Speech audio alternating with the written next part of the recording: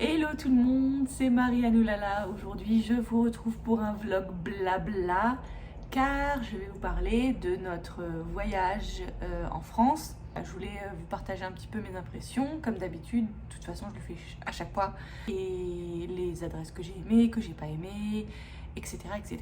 Donc, comment dire, globalement, si j'avais quelque chose pour résumer ce que j'ai ressenti pendant ce voyage-là, c'est j'aime la France de tout mon cœur en tant que touriste. C'est vrai que de plus en plus je vais en France, plus je me sens comme une touriste et plus j'aime la France en tant que touriste. Et plus je me vois pas du tout vivre en France en fait. Voilà, ça va faire presque plus longtemps maintenant que j'habite en Corée du Sud et aux États-Unis qu'en France, puisque je suis partie de France, j'avais 18 ans. Donc bientôt, dans quelques... J'ai quel âge? J'ai 34 ans. En tant que touriste, la France, c'est un pays magnifique et il y a des très beaux endroits et des très bons restaurants, des très beaux hôtels, des très belles boutiques. À chaque fois qu'on part en France, à chaque fois on prend une voiture, on loue une voiture. Là, cette fois-ci, ma maman m'avait dit fais attention, prends pas une voiture à essence parce qu'il y a des pénuries, nanana.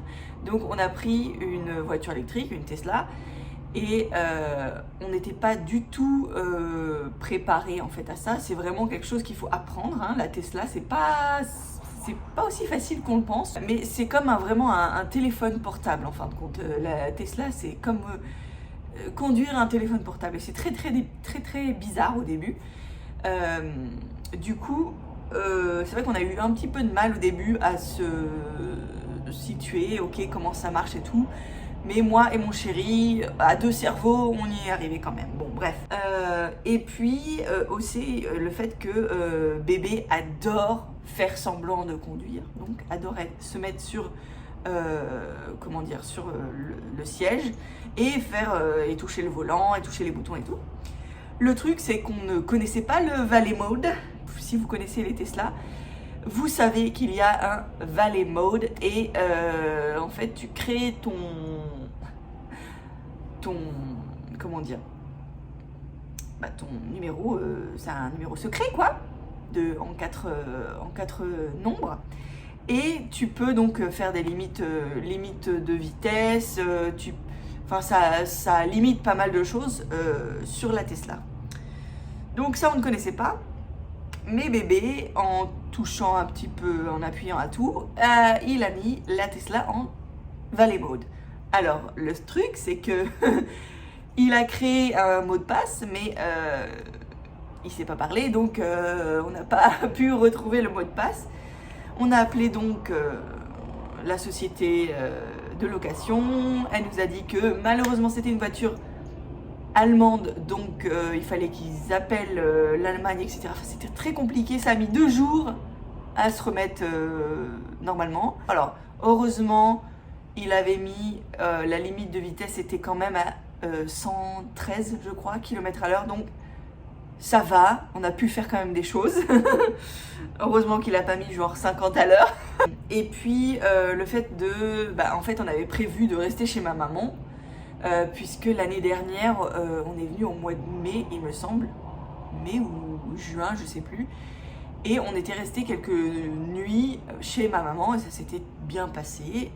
Et du coup on a prévu en tout de rester à peu près 5 ou 6 nuits chez ma maman. Alors c'était un peu réparti partout, mais en fait la première nuit qu'on a passée chez ma maman, c'est pas forcément très bien passé.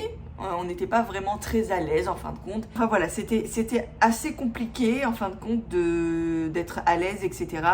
Quand on a été obligé de partir et de trouver un hôtel un petit peu en urgence, de trouver d'autres Airbnb parce que voilà on pouvait pas prendre que de l'hôtel, voilà, donc en fin de compte on a bougé trop et du coup mon chéri n'a pas pu vraiment travailler et du coup parce qu'en général il aime bien aussi télétravailler un petit peu, surtout si on est à l'hôtel et qu'on est à à un endroit tout le temps, il arrive à travailler assez bien.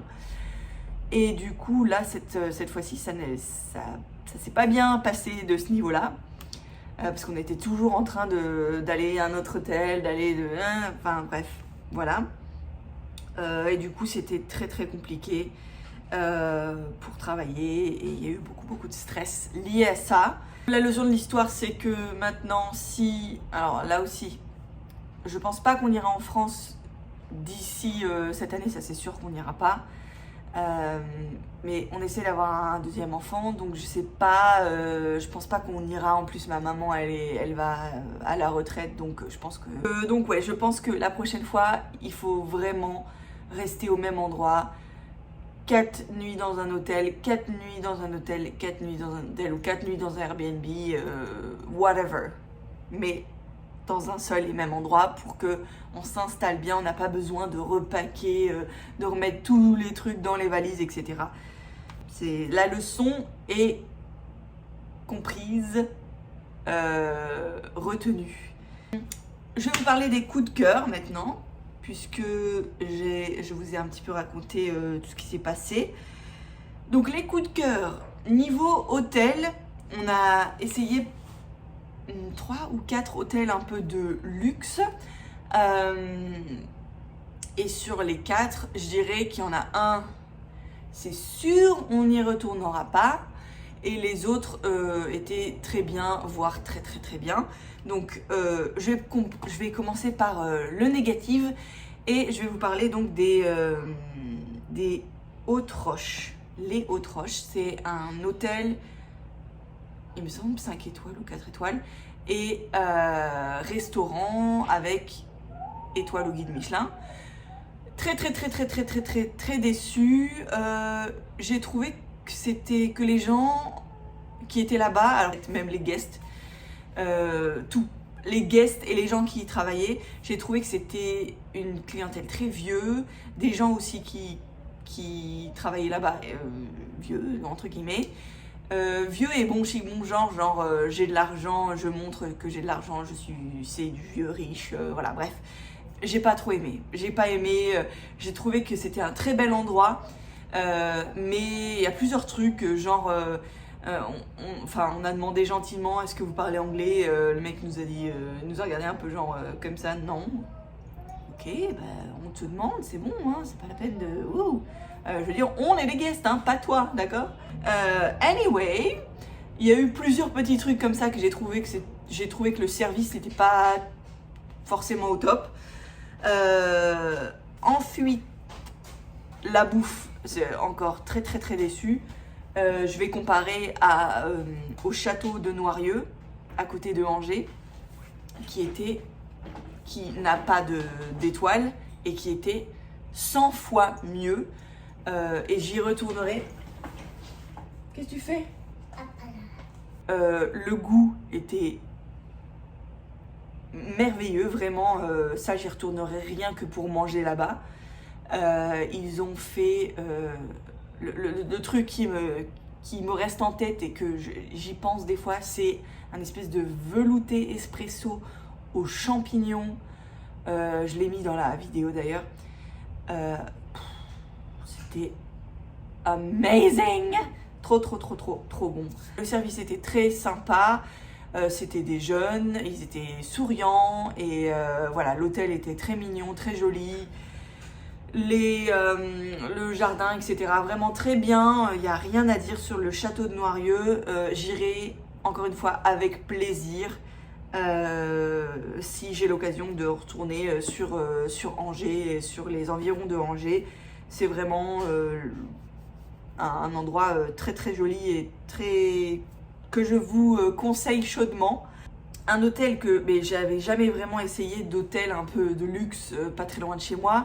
Alors il y en a deux. Il y en a un nouveau qui est à Blois carrément, sur les quais il me semble. Et les Hauts-de-Loire qui sont là depuis très longtemps.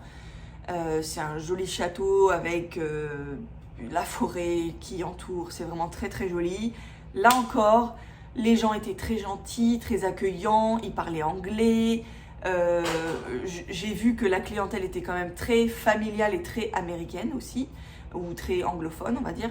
Et du coup voilà, je me suis sentie vraiment très très bien dans cet hôtel, les Hauts-de-Loire. Le truc, c'est que c'est vraiment fait pour les familles, puisqu'il y a une salle de gym, une salle de jeu pour les enfants, une piscine, un terrain de tennis, des vélos à disposition, il y a un spa pour les mamans. Et ouais, il y a un restaurant. Et alors, on n'a pas essayé le restaurant gastronomique, puisqu'en fait, il y a 2 restaurants. Il y a le bistrot et le gastro. Donc, le gastronomique, on ne l'a pas essayé, mais le bistrot était bon, ça va. Est-ce qu'on y retournera? Non, je pense pas, mais voilà. Et par contre, le petit déjeuner qu'ils font à l'hôtel est vraiment impeccable. Les croissants sont faits sur place et c'est vraiment très très très bon. Là aussi, je vous conseille très chaudement, si vous êtes en recherche d'un joli hôtel pour faire soit un week-end entre amoureux ou quoi, c'est même en famille, idéal. Vraiment, c'est un très bel endroit. J'ai bientôt fini. Je vais juste parler du restaurant La Cordonnerie, qui est pas très loin des Tuileries. Ça, on y est allé 3 fois, je crois, en tout, parce qu'on a tellement adoré. C'est vraiment un restaurant traditionnel français, cuisine au beurre, si vous aimez les viandes, si vous aimez les viandes en sauce avec des frites. Voilà, c'est typique. Tu veux ça, d'accord. C'est vraiment typique, c'est vraiment très très bon. Et puis ils sont très gentils, donc voilà. Attends, qu'est-ce que tu fais? Ouais, une boulangerie qu'on a découvert, c'est Le Petit Grain à Belleville. En fait, on y allait parce que j'ai trouvé les photos et je me suis dit, ah, ça a l'air bon. Et il y avait un grand parc, le parc de Belleville, du coup. Je me suis dit, ah, c'est parfait.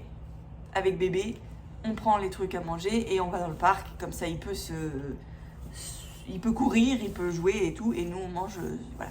Et du coup, on a vraiment beaucoup aimé la boulangerie, donc, qui s'appelle Le Petit Grain. Alors, ils n'ont pas de croissants et pas de trucs un peu traditionnels comme ça. Donc, c'est vrai que c'est un peu dommage. Mais leur flan au sarrasin, excuse me. Et ils avaient aussi, qu'est-ce qu'on a pris d'autre qui était excellent, une espèce de sandwich, je crois, ou je sais plus c'était quoi, un croque-monsieur. C'était trop bon. C'était vraiment trop trop bon. Et ça, on y retournera, ça c'est sûr. Une autre boulangerie, à chaque fois qu'on va en France, on y va, c'est du pain et des idées. Et puis Cédric Grolet. Alors je sais que c'est très controversé, parce que Cédric Grolet, maintenant c'est un empire. Maman, Please. et Tu me fais un bisou? maman, Tu me fais un bisou, je te donne un coup. non.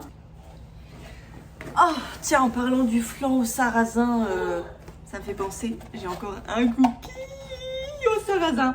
En fait, on va à une boulangerie qui s'appelle Proof Bakery à Los Angeles, à Atwater Village. C'est trop bon. Et ils ont des petits trucs comme ça, sablés au sarrasin. C'est trop bon. Et j'en ai acheté 4 et j'en mange un par jour et c'est trop bon. Cette fois-ci, on n'a pas eu vraiment le temps d'explorer comme nous, enfin comme moi j'aime bien le faire, parce que avec bébé, enfin, c'est un toddler, il a 2 ans et demi, il a besoin de marcher, il a besoin de se défouler. Et c'est vrai qu'à Paris, c'est difficile quand tu es obligé d'être sur une poussette. Et dans les rues, c'est compliqué, il y a beaucoup de voitures, beaucoup de gens, beaucoup de cyclistes, etc. etc. Donc on n'a pas pu faire des explorations comme moi j'aime les faire, c'est-à-dire marcher dans la rue pendant des heures et des heures. Ouais, donc on a fait la Samaritaine, qui est, je pense, un de mes... la Samaritaine, le Printemps, Lafayette et le Bon Marché, c'est vraiment... et si on rajoute le BHV, c'est les 5 trucs Tu vas à ces 5 trucs, tu vois quand même beaucoup de choses que tu vois pas aux États-Unis. Et pour moi, pour nous, c'est vraiment ça dépayse en fait. Et là, la sélection est quand même très bonne, très belle. Alors oui, tu n'auras pas forcément les meilleurs prix. Si tu veux t'acheter, je sais pas, n'importe quoi d'ailleurs. À chaque fois, c'est un peu plus cher. Mais si tu veux aller à un endroit et avoir tout, vraiment, c'est l'idéal, quoi. Les department stores, les grands magasins comme ça, c'est vraiment l'idéal. Surtout pour nous, en ayant un enfant, etc., c'est vraiment... je dirais même le mieux, c'est Lafayette et le Bon Marché, parce que je trouve que c'est bien fait. Ensuite, niveau petite boutique, on n'a pas fait beaucoup de petites boutiques. Il n'y a que 3 boutiques dont je voudrais vous parler absolument parce que c'est des boutiques qui ont presque changé ma vie, on va dire. C'est l'Uniforme, l'Officine de Bully et Orisa Legrand, Elle Legrand. Des boutiques que j'ai un petit peu trouvées au hasard en fin de compte et que je suis tombée absolument amoureuse. Alors l'Uniforme, c'est là j'ai acheté un sac là-bas, un sac à dos.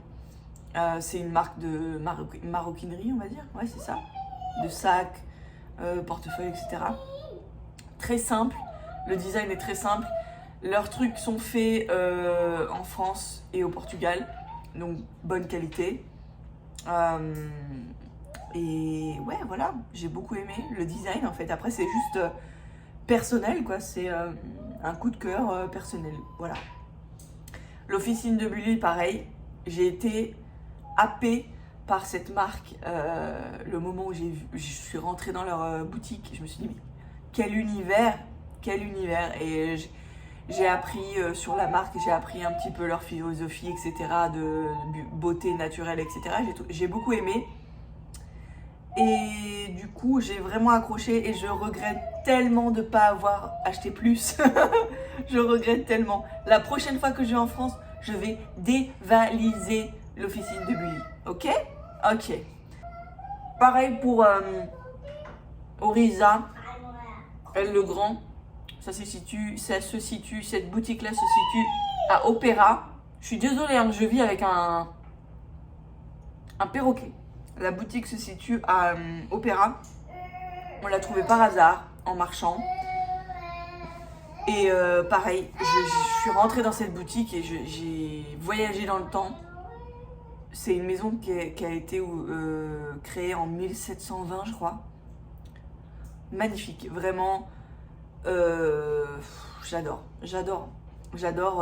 les packaging, j'adore tout en fait. Tout, cette marque est trop bien. Et pareil, je regrette de ne pas avoir acheté plus. En fait, j'avais genre 4 ou 5 livres pour enfants que je voulais absolument. C'est de cette collection-là. Et en fait, eux, ils ont enfin, celle-là, en fait, cette collection-là, exactement, c'est celle avec le CD. Et il doit y en avoir 5 ou 6, des comme ça. Alors, c'est pas donné, c'est 17 € chacun, enfin 15 € en fait, 15 € chaque fois. Et là, j'en ai commandé 2. Ma maman va m'en acheter 2 autres. Et en fait, j'adore les musiques qui sont sur ces CD, sont géniales. J'ai cherché, en fait, je les ai trouvées sur YouTube. Ils étaient sur YouTube et puis tout à coup, toutes les vidéos ont été supprimées. Je sais pas ce qui s'est passé, mais j'ai eu tellement peur. C'est des musiques, des chansons qui ont été donc chantées, créées par Jean-Philippe Crespin et Bernard Davoie. Et ouais, comme je disais, ils en ont fait plusieurs, des trucs comme ça, avec des chansons. Je sais pas si c'est des chansons inédites que eux ils ont créées, ou si c'est des chansons qui ont été reprises et que voilà. Mais en tout cas, j'ai adoré. Et du coup, je me suis dit, pourquoi pas acheter les vrais livres avec les vrais CD, comme ça j'ai les CD chez moi, comme ça s'il se passe quelque chose sur YouTube et qu'il n'y a plus sur YouTube et que je ne peux plus avoir YouTube, et ben je les aurai avec moi en fait. Et du coup, j'ai décidé de commencer ma sélection. La même collection, il y a ceux-là. Alors moi, j'aimerais bien avoir acheté celle-ci. Je sais pas si celle-là est bien, parce que je l'ai pas vue sur YouTube. Mais il y en a plusieurs qui sont sur YouTube et que j'écoute avec bébé. Et je peux pas insister encore plus sur le fait que j'adore ces CD, ces musiques, ces chansons, qui sont des chansons, des comptines en français. Je vais y aller parce que là, l'ouragan est déjà passé et est en train de passer et là, il y a beaucoup de dégâts. En fait, hier, on est allé à la piscine et puis j'ai complètement oublié de finir ma vidéo parce que je voulais vous parler, j'ai complètement oublié de vous dire que quand on est parti en France, bébé est tombé malade. Il est tombé malade la 2e semaine du coup et je sais pas où est-ce qu'il a attrapé ça. Est-ce que c'était la varicelle ou est-ce que c'était autre chose? Je pense que c'était la varicelle parce que apparemment il y a eu un cousin qui l'a eu, un cousin d'une cousine qui l'a eu, donc je pense que c'est plutôt ça. Et du coup, il y avait eu sur son corps en fait plein de petits boutons comme de l'acné. Je me suis dit tiens, c'est bizarre, il a jamais eu ça. Est-ce que c'est l'eau et tout ça? Et le jour d'après, dans quelques jours, genre 2 jours après, il avait des boutons partout. Alors pas beaucoup sur le visage. Sur le visage, il en avait quand même un petit peu là. Mais beaucoup sur les jambes et sur les bras. Pas beaucoup sur le tronc. Et du coup, il a eu la fièvre pendant 2 matins. Donc en fait, on est resté à l'hôtel. Les seules sorties vraiment qu'on a fait, c'est aller à la boulangerie et trouver à manger quoi. Voyager avec un bébé qui est malade, c'était compliqué un petit peu parce que à chaque fois tout le monde nous regardait un peu bizarrement. Il faut savoir que la varicelle, c'est comment dire, c'est contagieux pendant 2-3 jours il me semble. Mais même encore là, genre 4 semaines après, il a encore quelques marques sur les jambes et sur les bras. Et on me demande des fois est-ce que ça va? Qu'est-ce qui lui est arrivé? Nana. Voilà. Et je lui fais des petits bains d'avoine. J'ai utilisé aussi hier une plante spéciale pour faire des bains pour Didou. Enfin, moi, je l'ai déjà eu quand j'étais petite, donc c'est bon. Mais c'est très bizarre. Je sais pas si c'était parce que j'étais psychologiquement très liée, enfin, je suis très liée, à lui, ou que j'ai eu aussi la varicelle, la bactérie qui m'a attaquée, mais je le sentais dans mes bras, dans ma peau, sur les jambes, etc. Je sentais que ça piquait, qu'il y avait quelque chose qui m'attaquait, quoi. Alors, je sais pas si c'est dans ma tête, je pense que c'est dans ma tête. J'ai pas eu de boutons, j'ai rien eu, mais je sais pas, des fois je sentais des petits pics comme ça qui... Donc, voilà. Et aussi de ma quête pour le saucisson. Je suis allée partout dans les épiceries fines, dans les supermarchés, à Blois, à Paris, partout. Là où je suis allée, j'ai cherché du saucisson sans dextrose et sans nitrite de sodium, sans conservateur, sans truc bizarre. Vraiment que ce soit que du porc, du sel et voilà, c'est tout. Que ce soit pas du truc de sodium. Là, oui, c'est une sorte de sel, mais c'est quand même un conservateur. C'est pas forcément bon pour la santé. Donc j'aimerais bien trouver un truc un peu... Mais j'ai pas trouvé. Du coup, je suis toujours en quête. Si vous connaissez des gens qui font du saucisson, mais si possible bio, ce serait encore mieux. Mais c'est tout. Ouais, non. Je voulais vous parler aussi du zoo de Beauval, puisque on y allait 2 jours avec mon frère, et sa femme et ses 3 petites filles. Et c'était trop bien. Franchement, j'ai été très surprise. Et mon chéri aussi.